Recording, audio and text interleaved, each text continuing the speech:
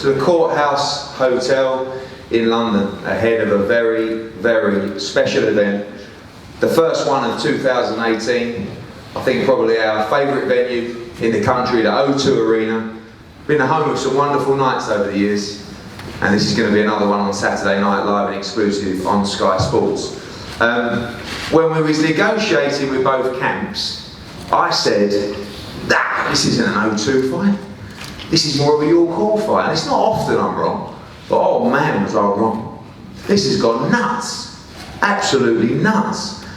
I don't know if it's the curiosity of if Lawrence OKOLIE is the real deal, or if it's maybe the slight underdog of Isaac Chamberlain.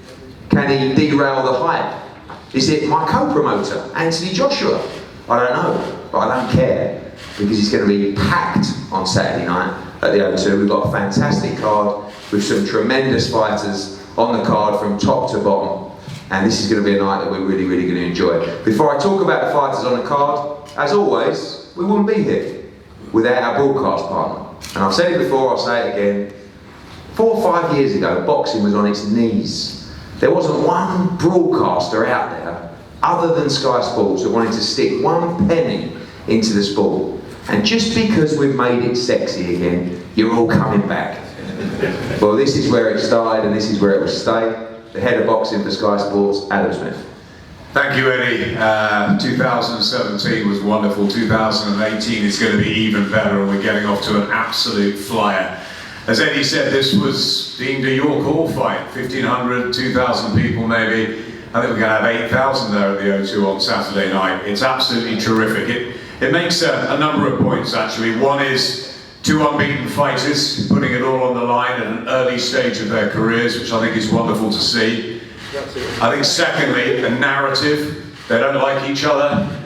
They've both got the social media, which has really driven the fight. And thirdly, I think we haven't had a big boxing show for a number of weeks, and people are absolutely desperate to get back to a big event. And it's a fantastic night. There's a stack of talent on the card. Of course, Anthony Joshua will be there. Tony Benny's joining us for commentary. He can't wait. I saw David Hay earlier. He can't wait for this fight, and I know all of you can't either. Lawrence OKOLIE or Isaac Chamberlain. And maybe it'll be the start of 2, 3, a trilogy, who knows? I think it's going to be really, really special, and I'm really happy it's happening. Thanks, Adam. So much talent, as I said, on the card on Saturday night. Many of those here, some making their way down tonight and tomorrow for the Wayne. Charlie Edwards, former world title challenger and British super flyweight champion. Paul Butler, former world champion. Gamal Yafai, Commonwealth super bantamweight champion as well. Nick Webb, undefeated heavyweight prospect. Felix Cash joined us down here. I believe he's one of the most exciting middleweights out there right now. Danny Dignam coming in, selling huge amounts of tickets, great support, starting to make big pushes in the division as well. And Felix, going to start with you. Your first step up to 8 rounds, first real live opponent, and looking forward to a big start to 2018. Yeah, most definitely.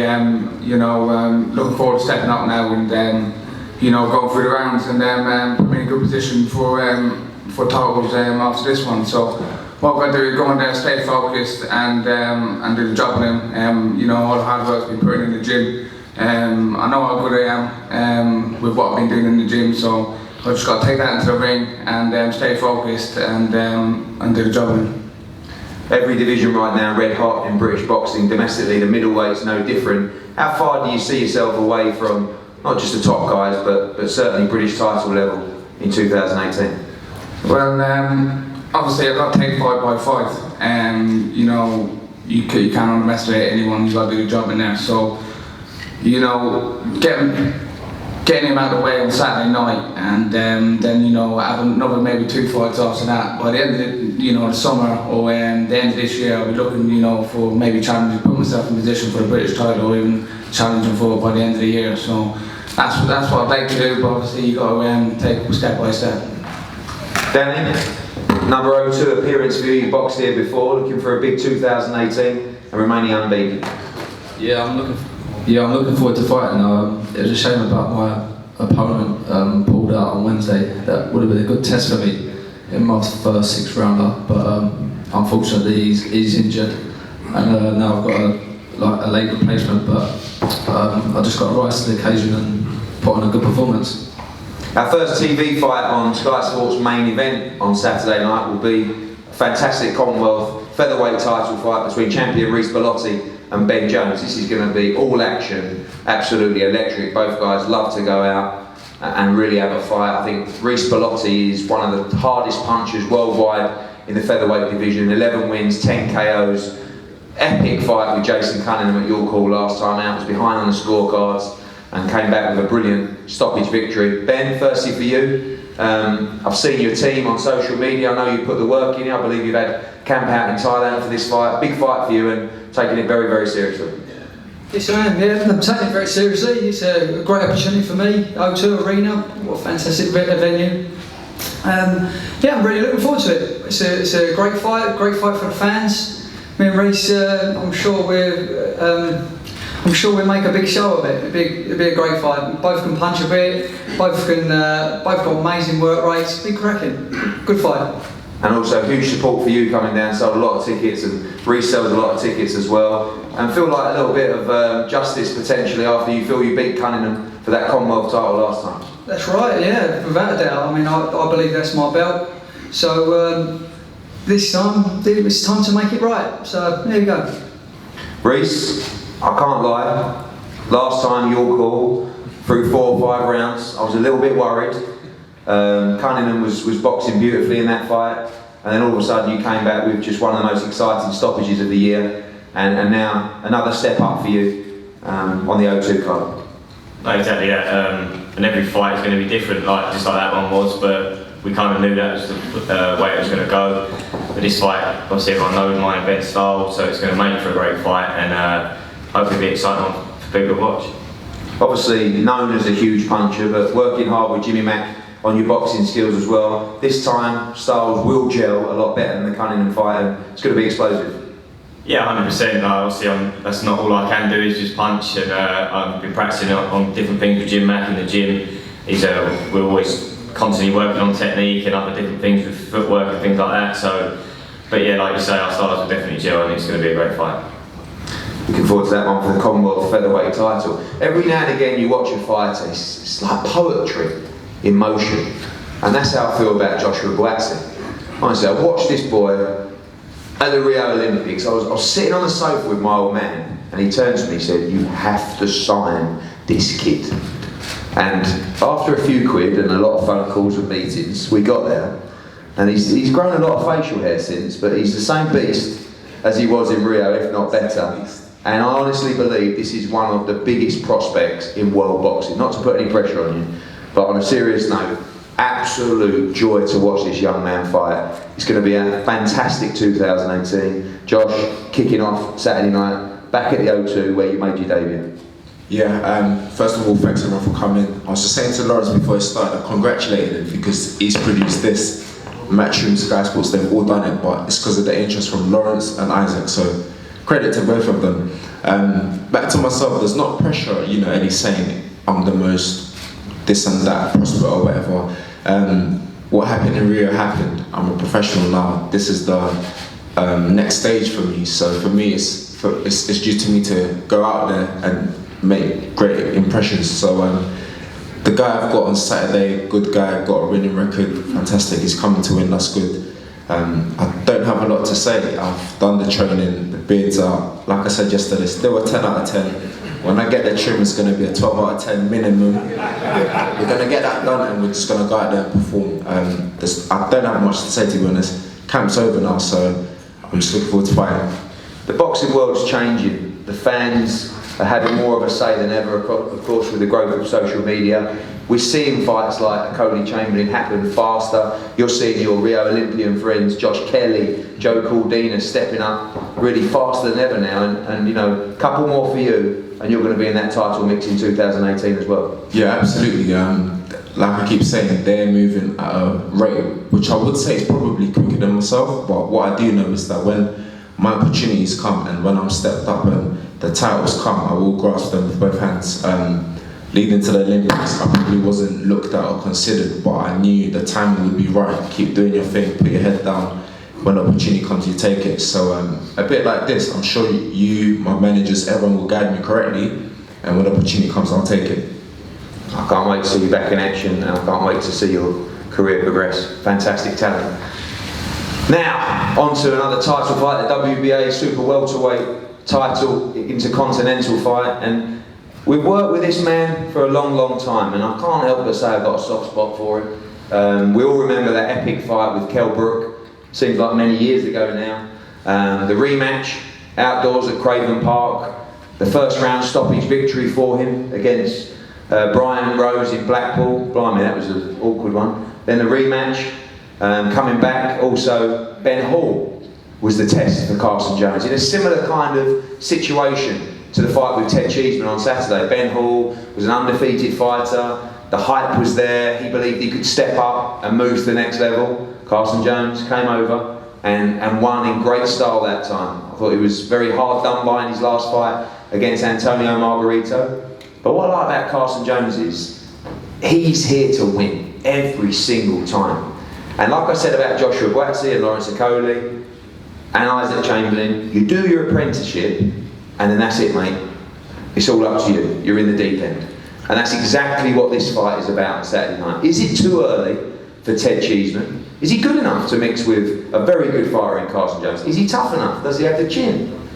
We'll find out. But one man that is here to win, and always a pleasure to have him back. Carson, welcome back. And you're ready to go on Saturday night.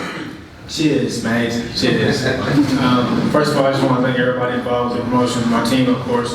I see the Team Jones is kind of grown with Mr. Duracell over here, so good luck to him too. We're prepared, we're ready for the fight. You know, the hard work is done. We're just waiting for Saturday night. And, you know, I spent a lot of time trying to think of, you know, some cheese jokes, but I just realized I don't even like cheese. So Saturday night, we got to handle that, and, you know, I'm prepared and ready. Hopefully he is too. Thank you. Carson, when you took on Ben Hall, the same kind of similar amount of fights, how important is your experience going into this fight against someone like Ted? I think the experience plays a big role. He's obviously a young, hungry fighter, and I expect him to bring the best, but I think the lack of experience is what's going to play a major key. Ted, I'm so excited for this fight for you, mate. I know you've been waiting to be let off the leash for a long time now. I saw you at the workout yesterday, you did your session, then you went and done about another 7 sessions after. This can't come quick enough for you on Saturday. Yeah, I can't wait, to be honest. I've got all respect for Carson Jones, but everyone goes on about all these fights. The years ago, he's had a lot of hard fights, he's had a lot of years, a lot of tough fights, and you know what, he can't last forever. And he's 31, he's not that old, but he's had hard fights, and it takes a lot out of you. And I'm young, I'm fresh, I'm ready, I'm hungry, and I just think he's going to be too slow and too old. He's had too much to cut out of him, and I just think Saturday night he thinks he's getting in there with a young 22-year-old boy, but he don't realise how strong I am, how tough I am, how good my chin is, and I'll show him on Saturday night, and I'm going to go out and make a statement and prove how good I am to everyone. It's a strange game where you can be excited about going in there with someone that's actually going to hit you back. Yeah. And someone that's going to try and put you on the back foot. But I get the feeling you are excited by that. You are excited by the challenge of having to show how good you are, and the challenge to overcome someone that is coming to fight back on Saturday night. Yeah, I love when there's a doubt, when there's people thinking, is he going to be ready, is he good enough, is he not? I've trained hard, I've been an athlete since 12 years old, and it's my time to shine on Saturday night, and I'm going to show everyone how good I really am, and I can't wait for him to come and give me them first couple of rounds where it's tough, but we'll see how it goes. There's 10 rounds, and I'll make sure it's going to be tough for him every round, and I'm going to win all the rounds, and I'm going to show him how good I am, and see if he's still got that engine he did have. See when he starts taking the shots, does he think, I've already had 12 losses, let's just leave it there, it's getting too hard of a night, let's forget it, or let's see if he sticks in there for the whole time. I know Carson Jones, he'll be trying to stick in there for the whole time, and I can't wait to see the challenge for you on Saturday, Ted. Now, the main event, the big one. You know, when you get a great fight, everyone's debating it. Fighters, reporters, commentators, fans across social media. And that's what everyone's done in this fight. The crowd is going to be absolutely incredible on Saturday night. The viewing figures are going to be absolutely incredible. And when you think it's a fight between a 7-0 and a 9-0, it's incredible to think about the hype and the interest that this fight has created. But it is because it's a great fight. It's a great fight between two very, very good young cruiserweights. You know, you have the power of Lawrence OKOLIE, you have the speed and the technical ability of Isaac Chamberlain coming together. People are talking about OKOLIE early or Chamberlain late. You know, how hard is Chamberlain going to be to hit? Can Chamberlain handle the power of Lawrence OKOLIE? So many questions going to be answered, and I just cannot wait for this fight on Saturday night. We're going to start with the trainers. Firstly, Ted. This is family for you, so obviously it's even more important than normal. And ready to go on Saturday night. I know you guys have had great sparring, great camp. You've been there before in big fights yourself. This is going to be electric on Saturday. Yeah, glory to God first. And yeah, it's a good opportunity for Isaac for this fight. And we believe, I just want to confirm this, the change is to be heavy. I keep hearing that people keep saying that OKOLIE in the first or second round and Isaac later round. I don't think so because nobody never experienced Isaac's power. Isaac has got so much power, so he's got everything together. We might as well call it Isaac first or two rounds. OKOLIE might go down for this round, and then at the end, if he survives, then it will have to be a later round. How do you see the fight playing out tactically? I know you're not going to give your tactics away, but do you think both fighters can handle the pressure and stick to a game plan, or do you think the crowd, the atmosphere, the occasion will mean that may go out the window? Isaac has been there before with Camacho. He's been there before, he tested it. You know, I don't think the pressure is more or less to OKOLIE. You know, I don't think he's been an amateur. It's an amateur. This is professional, this is the real deal. So if you think that he can handle the pressure and the power and the speed of Isaac, it's got something coming. Finally, prediction for Saturday night, how does it all end? I got two predictions, I can't tell you one. I think it might be early. Or if he survives, he's gonna end up 7-8. But stoppage win? Stoppages. Brian, you get to feel that power every day, but you've been wanting to step Lawrence up for a while now, and this is big stuff. Yeah, but when I first started training Lawrence, I said to him, I don't think there's no one on these shores that can beat that, and I still think that now. So fighting Isaacs is not a problem for me at all. Obviously, they've had a great camp, and Isaac's looking very sharp. What's the difficulties that Lawrence faces, and what's the problems that Isaac's going to have to face? Right, well, when I look at Isaacs, I don't look at what he does well. I look at what he doesn't do. And is it that he doesn't do it, or is it that he can't do it? So on Saturday, we'll find out. We'll find out if he can't do what he doesn't do. Isaac, it's been a mad build-up to this fight. I've seen you almost grow in the build-up to this fight. This is what you want, isn't it? This is what being a fighter is all about, being the big nights, belts on the line, big domestic rivalries as well. A couple of days to go before that big moment when you both walk out of the O2. Oh yeah, I'm really excited. I've prepared diligently in camp, you know, and I'm just rearing to go. You know, the talking is done. You know, I'm tired of talking. Certain other people just keep talking on social media about Olympics, but you know what? This is different. You know, this is professional. This is the professional game, and I'm ready. I'm surprised he didn't wear his Olympic tracksuit with him because that's all he talks about. So, right. What are you going to do on Saturday night? What do you need to do to beat Lawrence OKOLIE? Do you need to box him? Do you need to turn it into a dogfight? Win at all costs, just win. That's all I'm prepared to do. That's my focus, just win. Forget how it comes, I'm just going to win. And finally, how important is it to you, not just for your career, but personally with your support that you're bringing and everybody tuning in, how important is this fight to win on Saturday night? Oh yeah, very important, you know. A win could put both of our careers in massive stead, you know, and make both of us stars overnight, you know, and obviously Lawrence can come back after this defeat. And I know I said finally, but I have to ask you as well. Prediction? Your coach Ted Bammy says it doesn't go the distance and you win by knockout. Do you feel the same way? Well, there's always a plan A, plan B, plan C, whichever plan I have to use, and adapt to get him out of there. I will use. So it will definitely be a stoppage. Lawrence, time is here for you as well. You haven't had those championship rounds yet, like Isaac has, and you'll go in up many, many levels on Saturday night, but you believe you're ready for action at the O2. Yeah, it's all about believing in myself. Isaac's got people like Ted lying to him. He's got strength conditioning lying to him. He's got friends around him that aren't really his friends lying to him. So all that time, it's building them up to the point where you look at reality and then you have to look at just make believe. So the reality is Isaac and Ted talking about power, stoppages, so on and so forth.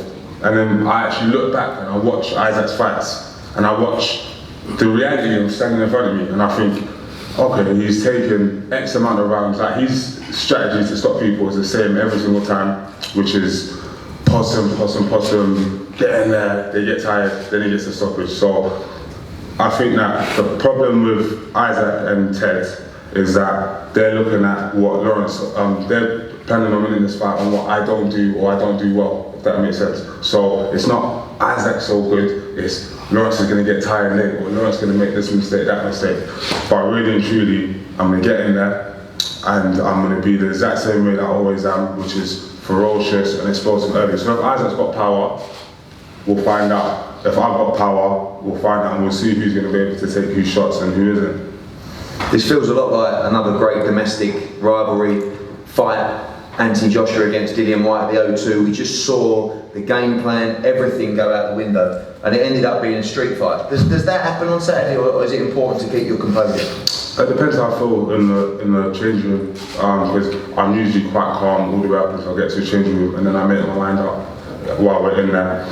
In terms of game plans, yeah, there's set stuff, you know what I mean? We've watched a lot of what Chamberlain does, what Chamberlain doesn't do, when he does it, when he feels good, when he doesn't feel good, how he reacts when he gets hit with a shot, how he reacts when he hits people with a shot. So basically, I know Isaac probably better than Ted does, and I'm going to show it. Do you believe that Isaac Chamberlain can take your power?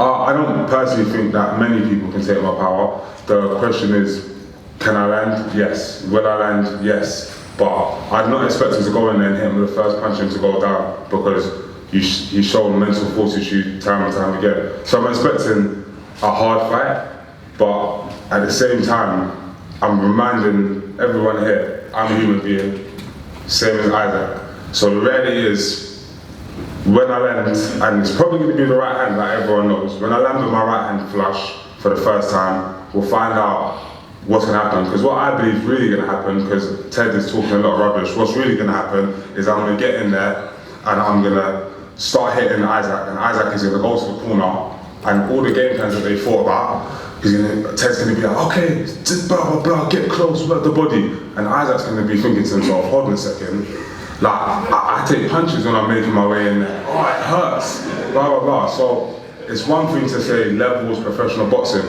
One more thing I'm going to say about facts versus reality is that we talk about championship rounds, etc, etc. Isaac has been the championship rounds one time against Wadi Camacho, and it wasn't a very fit, composed performance. And what I will not allow to happen is that shut up, I'm talking. You need to drink some water. Listen, talking a bit too much. What I'm not going to allow to happen is the outside world to affect how the fight's really going to go, because the narrative of Isaac late me early is complete nonsense, and you'll see why.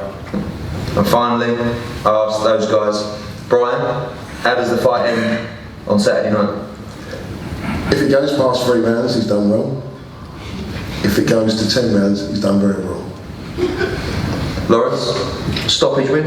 Yeah, 100% a stoppage win, 100%. But to be fair, I think that ending it in 1 or 2 rounds is a disappointment. Not only to myself and the fans, but because it's very easy to overcome, getting stopped in 1 round. What needs to happen is Isaac needs to be battered from 1 to maybe 8 rounds. That's how I see it. Isaac, not in the game plan? You talk too much. Your game plan's not going to work, you're rubbish. You just talk too much. The game plan's not gonna work. Cole, you look like you didn't even train yesterday. What are you talking about? Ted. Why are you mentioning Ted? Ted, I want to remind you something, Ted. You said, if Isaac doesn't stop me, you're going to quit boxing. And because the way that you come and approached it here today, I'm going to make sure you stick to that. Listen, why are you calling my name for? Ted. You're not gonna I reach out and tell you to go, man. You know, stop calling my name, brother. You know, talk to Isaac. Ted.